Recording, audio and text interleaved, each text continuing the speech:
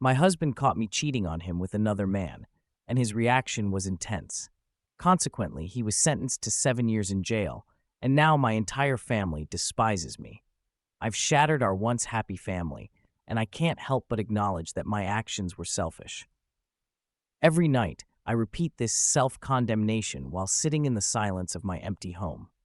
My children are not with me, and understandably, my ex-husband harbors deep resentment towards me. My immediate family is divided, and I have never stopped hating myself for what I did.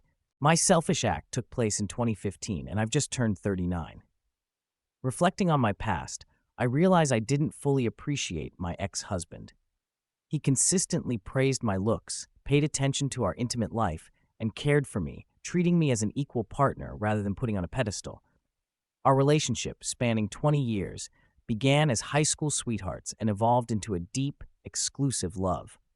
Our bond felt natural and right, earning him admiration from my family. My brother, in particular, revered him for his guidance during tough times.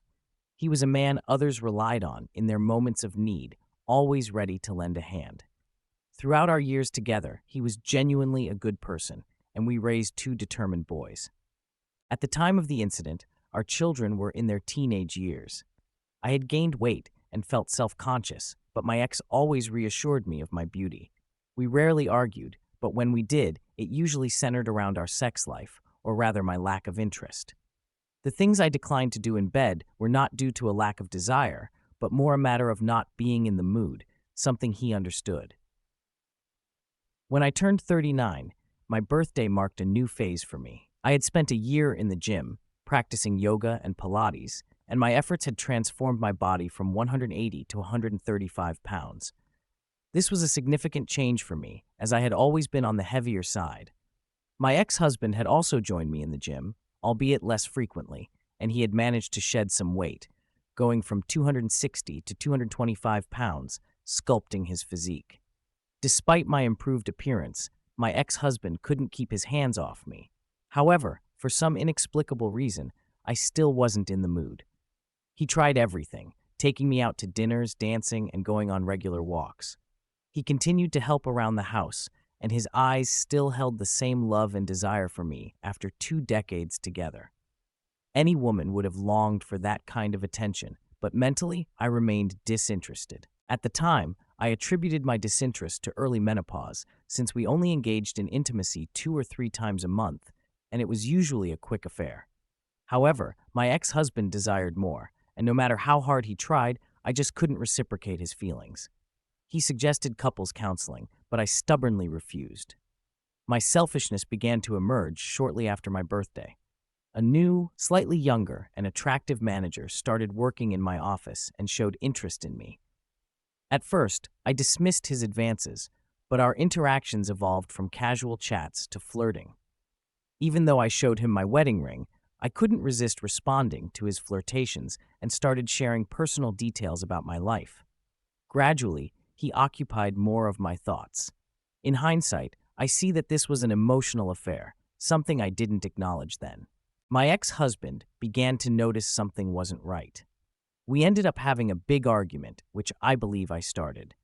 When he tried to kiss me, I accidentally reacted with disgust, but it wasn't really about him. I was caught up thinking about the other man, and this made me feel really turned off by everything that was happening. At least, that's what I kept convincing myself of. A week after that pivotal day, I arranged to meet the new manager at a cafe with the intention of firmly telling him to leave me alone and put an end to this situation. However, before I could utter a single word, he surprised me with a kiss, and my thoughts went blank. That moment marked the beginning of our 6-month affair. During this time, I noticed myself being more open and enthusiastic with this other man, doing things I hadn't with my ex. I was always ready and seemed more interested, maybe due to the excitement of something new. Meanwhile, my intimacy with my ex lessened, and I started to distance myself, criticizing his small habits and even demeaning him. I'm ashamed of how I acted then. It took my brother telling me about my ex's deepening depression and thoughts of leaving for me to realize the gravity of my actions. Right away, I broke off the affair, left my job, and decided to show my husband love and desire, hoping to mend our relationship and be a better wife. Then, the man I had the affair with came to my house, bringing a box of my office items that I had requested to be sent. During our talk, he asked why things ended. I told him I had to concentrate on my marriage and asked him to go. He asked for one more meeting, and sadly, I said yes. We went to the guest room, and things got intense, making me lose track of time. Suddenly, my ex walked in. My affair partner pulled back abruptly, hitting the wall with a loud noise. My ex had bloodshot eyes, tears rolling down, and trembling lips showing deep hurt. I was completely disgusted by the situation. When the other man tried to leave, my ex confronted him. The man warned my ex to back off, but my ex couldn't hold back and attacked him. I yelled and begged my ex to stop. In a panic, I tried to intervene by jumping on his back but ended up getting thrown to the ground. For a while, everything seemed blurry and sounds were muffled. When things became clear again, my ex had subdued my affair partner and was on the phone. I was just staring at the other man's bruised face and teeth on the floor. There was a loud knock, and my ex put the phone on speaker, set it down, and knelt with his hands behind his head. The police burst in and handcuffed him. Soon after, paramedics showed up. I found out he had called 911 himself. At the hospital, the situation got even worse. My dad was silent, looking ashamed, while my brother was furiously yelling at me. He looked heartbroken, asking how I could hurt my ex like that. My mom tried to soothe me, saying things would get better, but this made my dad raise his voice at her. His family was furious. His sisters threatened me, and his parents looked like they wanted me to suffer. I tried to talk to my kids, but they wouldn't respond. My sons wouldn't even look at me. At the same time, the man I had the affair with was badly hurt and needed surgery to fix his face after the fight with my ex. At the hospital, a woman suddenly came into my room and started attacking me. My brother had to pull her off. She was the wife of the man I had the affair with. I didn't know he was married. He never wore a ring or mentioned it. This made me feel even more guilty. Before the trial, my sons stayed with their grandparents on my ex's side, and my daughters stopped talking to me. My ex didn't want to see me either. When I tried to visit him in jail, they wouldn't let me. My brother, who worked at the correctional facility, arranged for my ex to be transferred there so he could watch over him. When I asked my brother to pass a message to my ex, he angrily told me to go to hell. During the trial, seeing my ex for the first time in 3 months, his anger was so intense it hurt more than I could have imagined. He had always looked at me with love, even when we argued, but now it was pure hatred. I had to leave to cry in the bathroom. Time went by, and I had to share the details of my affair in court in front of everyone. When I told them how long it had been going on, my ex looked devastated, and my dad left the courtroom suddenly. Hearing my ex's testimony, I found out he had planned to surprise me with lunch and a weekend trip to the Catskills. He had a whole romantic weekend planned, but walked in on us instead. When the other man told him to move, my ex snapped and attacked him, stopping only when he pushed me away. He called 911 right after, and in court, we heard his painful voice and sobs on the recording as he talked to the operator. It was incredibly sad. The man I was with couldn't speak in court because of his medication, so they showed pictures of his injuries. Seeing them made me feel sick. It was my fault my ex had hurt him so badly, breaking his eye socket, cheekbones, and jaw, with some bone pieces too small to fix. My ex got 7 years for a third-degree felony. My sons protested the sentence, and my daughters and his family's cries of pain are something I still can't forget. The first 3 months were incredibly hard. My affair partner's ex-wife sued me for alienation of affection. My ex filed for divorce, my oldest son moved out, my other son stayed in his room all the time, and my twins were really acting out. My ex's sisters confronted me in a store, and his mom spat at me when I tried to apologize. My dad and brother wouldn't talk to me, and even my childhood friends were split on the issue. I had to find a new job because we had no money coming in, and our savings were almost gone. But I was pretty much blacklisted in my field because of all the bad press at the accounting firm, so I started working in retail and got a seasonal job at H&R Block. During tax season, I almost lost our house. My ex wouldn't let me visit him, and he sent back all the letters I wrote without opening them. I ended up crying in the shower almost every day. My parents' marriage suffered because my mom kept defending me, and my brother acted like I didn't exist. The guilt was crushing, and I started thinking about just disappearing and leaving everything behind. After some time, I decided to see a therapist who told me I had become too laid back with my ex. She said I saw him more as a friend with benefits than a husband, and she was right. I was too comfortable with him. To me, he was a companion, but he still viewed me as his wife, the mother of his children, and the woman he loved. I had definitely taken him for granted. A whole year passed, a year where my children didn't talk to me. Whenever I made dinner, they would just take their food to their rooms, not even looking at me. I broke down several times, begging them to talk to me, but they stayed quiet. My brother got married, and I wasn't invited, although my kids were. I kept trying to visit my ex, hoping he would let me see him, but I was always turned away, and he never opened my letters. Deep down, I knew I deserved the depression that had taken over me. Suddenly, my brother showed up one day, the first time I'd seen him since the trial. I was happy to see him, but he wasn't there to make up. He came to scold me. He told me that my ex had been injured in the prison infirmary after trying to fight off another prisoner who tried to be intimate with him. My ex got injured in the stomach, and the other inmate ended up with a broken spine. My brother blamed me for what happened and left angrily in his truck. I cried for days because he was right. It was my fault. I tried to visit my ex in the infirmary, but they wouldn't let me for another 4 years. I kept writing letters, but they were all sent back. Luckily, our kids visited their dad often, and I found out from them that my brother had gotten him into protective custody after the attack. As time went on, my oldest went to the same college and chose the same major as my ex, but he only talked to his siblings and stayed away from me. He didn't come home for the holidays, preferring to go to his grandparents' house. My other son did the same, going to the same college and avoiding me. My twins were hard on me, but visiting their dad regularly seemed to help their mood. When they acted out too much, their uncle would step in to help. Still, my brother and I barely talked. I tried to visit his wife when their first child was born, but they asked me to leave. My mom kept me updated on their lives, while my dad continued to act like I didn't exist. Then, in early May this year, my kids came home for 4 months. I didn't know why, but I was just happy they were there. I tried to show how sorry I was, even though they mostly ignored me. Gradually, they started talking to me again. It was great to catch up with them and hear about their lives. My oldest was in a relationship for over a year. My second son was on the college track team, and my daughters were talking to me again. Seeing the pain I caused them made me feel even more guilty. Watching them smile, joke around, and have dinner together made me yearn for what we lost. As August drew to a close, I eagerly anticipated my twins' first day of their senior year, which coincided with their 18th birthday.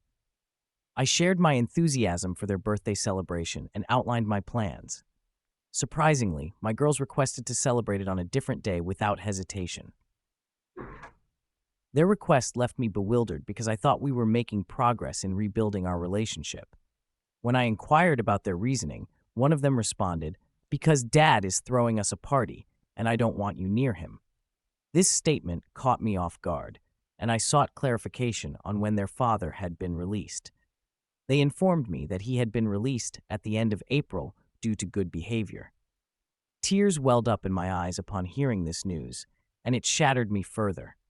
Their increased presence in the house was a result of his return. Their happiness and contentment stemmed from having their father back in their lives, not from the progress we were making in healing.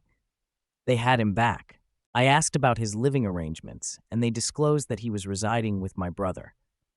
I attempted to contact my brother, desperate for a conversation, but he refused. I made an effort to visit, clutching the letters that had been returned over the years, and caught a glimpse of him briefly through the partially open door. I called out his name, but my brother requested that I leave. I handed him the letters and departed. As I reached the driveway, I heard his voice. I turned around, and he was approaching me. Tears streamed down my face, and I moved to embrace him. He returned my letters, uttering coldly, "You forgot this," and I wept as I watched him walk away. I begged and pleaded for him to talk to me, but he simply retreated into the house. My children stood by the door, gazing at me with an absence of affection in their eyes. In that moment, I realized that my children were merely tolerating my presence. Nevertheless, I maintained a fervent desire to mend our fractured bonds. I yearned to confess my selfishness, express how much I had missed him, and convey my profound remorse for dismantling what we once shared. So I continued to navigate my daily life, hoping for an opportunity to make amends. I learned from my mother that my affair partner's ex-wife had visited my ex 2 years ago and was still making periodic visits. Honestly, I cared little about that. My sole wish was for him to somehow forgive me, engage in conversation with me, stand by my side, and regard me with the same affection as before. I longed for my children to stand with us, and I harbored a deep yearning to reunite my family, even though I recognized that I didn't deserve it. Even if by some miracle we were to reconcile, it could never be the same. I had acted selfishly, and I wished fervently that I could undo it all. Now, let's take a look at the community's perspective. In the first opinion, there's sympathy for my ex-husband, recognizing the emotional misuse and dismissive behavior I inflicted upon him. The advice here emphasizes the importance of seeking support from friends who will hold me accountable for my actions rather than condoning them. It suggested that therapy is needed. Opinion number 2 suggests that I should stop trying to reconnect with my former family members and those who have distanced themselves from me. The advice is to live my life and move forward. These opinions reveal the complexity and seriousness of the situation, underlining the need for self-reflection and personal growth. It's essential to avoid actions that might come across as harassment. Sometimes it's crucial to recognize when certain situations have reached an irreparable point. In opinion number 3, it's acknowledged that my children have cut off contact, possibly because my twins are still underage and living with me. The gravity of the situation, where my family essentially lost their father and my ex lost years of his life in a hostile environment, is recognized. This opinion sees my letters and apologies as ineffective and advises me to respect my ex's choice, focusing on my own mental health and my relationship with my children. The idea of returning to the way things were is deemed unrealistic, and it's recommended to be realistic about the future of my relationship with my ex.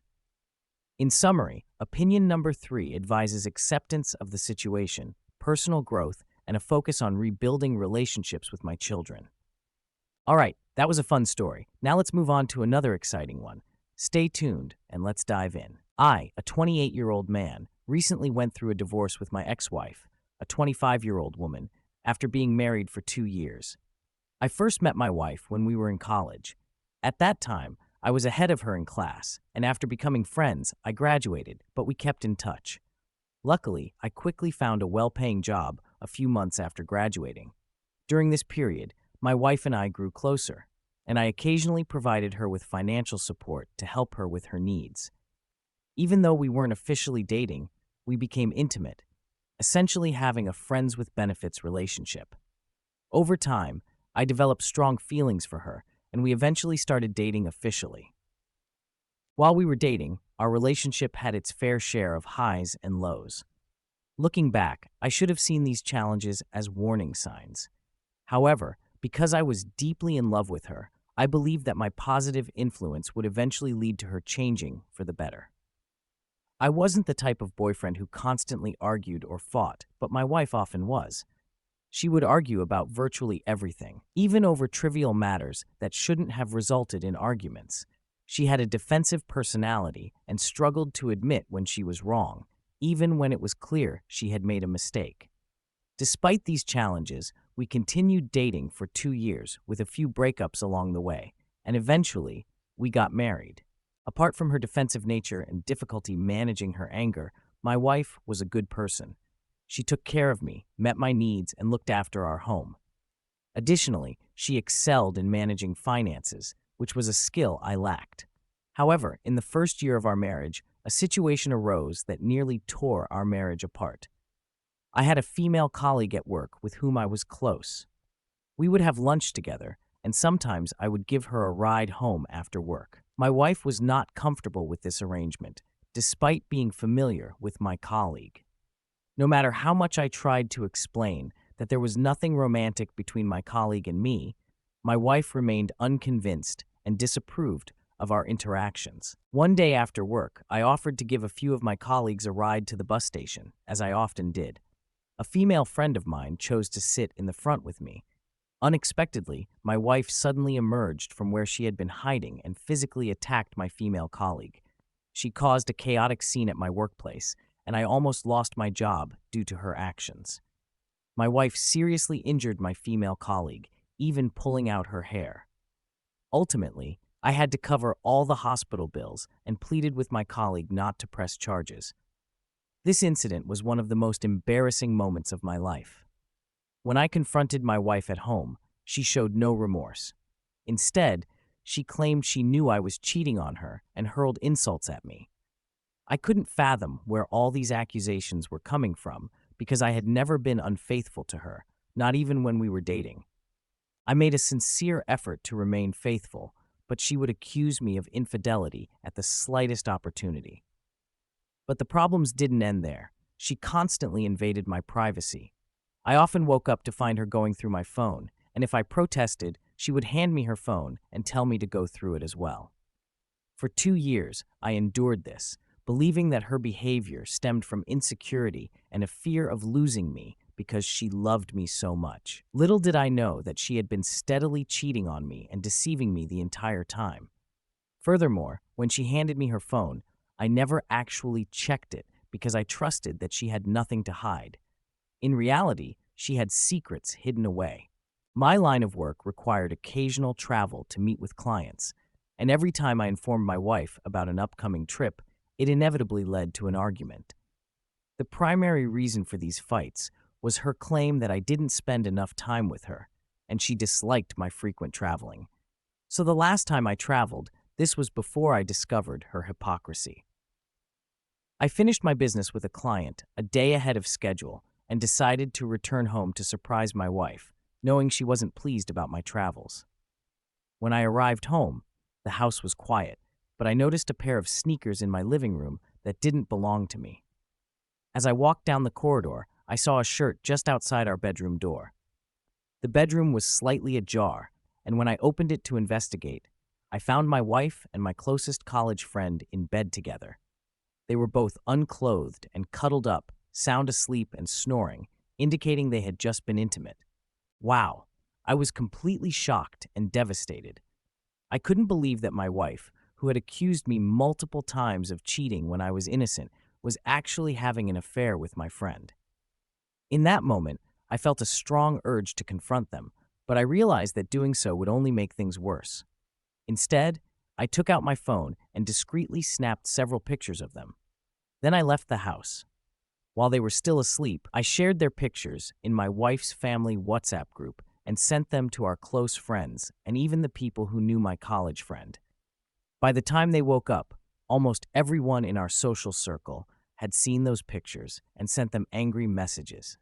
Shortly after, my wife realized what was happening and called me to ask if I had received any pictures from an unknown number. I told her that I had given her up that evening to collect her things and leave my house. When I said that, she understood it was me, and instead of getting defensive like I expected, she broke down in tears. She came home later that evening, as I had told her, but instead of arguing or trying to explain herself, she silently gathered her belongings. I watched her pack, feeling a mixture of anger, betrayal, and sadness. She asked me for one last chance to explain, but I couldn't bring myself to listen. I just wanted her out of my sight. After she left, I tried to piece my life back together. It was difficult, especially when friends and family reached out to express their shock and sympathy. The betrayal cut deep, but the support from those who cared helped me stay strong. I threw myself into my work and started seeing a therapist to help process everything. Months went by and the divorce was finalized. My ex-wife reached out a few times, attempting to apologize and seek closure, but I wasn't ready to hear it.